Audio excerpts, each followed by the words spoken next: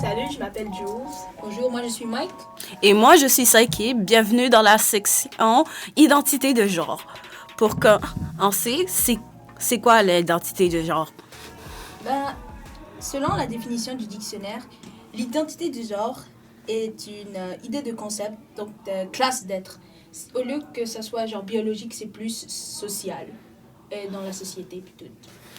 Un peu comme on a nos genres puis nos pronoms. Comme le genre, c'est comme qu'est-ce que tu es né avec.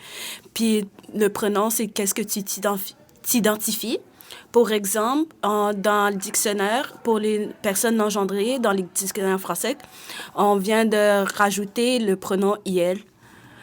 Et oui, le pronom IL, lui, c'est une manière plus non-binaire de s'adresser à quelqu'un. Donc, au lieu de toujours assumer le pronom de cette personne, on pourrait juste dire IL. C'est une manière de genre dire qu'on ne connaît pas le genre ou qui sont les deux en même temps. Comment on pourrait rendre une personne plus à l'aise? Qu'est-ce que vous pensez qu'on pourrait rendre une personne plus à l'aise? On pourrait comme demander à la personne, avant comme de parler, comme de commencer une conversation, demander les pronoms d'une personne.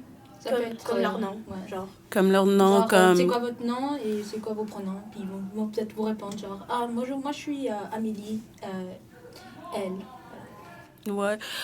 Aussi que ça devient plus commun de parler comme de son genre pour les personnes transgenres, comme pour, mettons, Elliot Page, de la série, comme un grand acteur de la série Umbrella Academy qui jouait Vanya. Comme cette personne-là est sortie comme transgenre. Il y avait aussi Demi Lovato. Qui est une personne non-binaire. Et moi, je trouve que c'est très important d'avoir plus de représentation dans les médias. Ça normalise le truc parce que en fait, ça a toujours été vraiment genre normal, ce genre de truc. Ça date beaucoup même de l'époque médiévale, l'Antiquité grecque, puis tout ça. L'identité de genre, ça n'existait pas vraiment. Tu pouvais genre t'identifier comme n'importe quoi, tu pouvais te présenter comme n'importe quoi. On n'a qu'à voir vraiment on peut aussi voir dans le Japon médiéval aussi. C'était beaucoup comment on se présentait plutôt que qu'est-ce qu'on avait entre les jambes. Donc c'était accepté dans le passé. Très bon. Ouais, C'était plus accepté dans le passé que dans le présent, comme ici. Ça a vraiment été le christianisme vraiment qui a genre normalisé Par exemple, mais c'est vraiment comme les religions, tout. Ouais, surtout les religions monothéistes. Les religions polythéistes, il y a pas beaucoup de trucs à dire. On n'a qu'à voir en Inde qui sont hindouistes. On voit qu'il n'y a pas autant de... Pas vraiment de pression, mais genre d'importance sur le genre. Puis tout, Même si on est dans une religion monothéiste, on devrait normaliser les personnes transgenres comme au lieu comme les médias, ils devraient montrer plus de gens transgenres comme les artistes plus connus le font.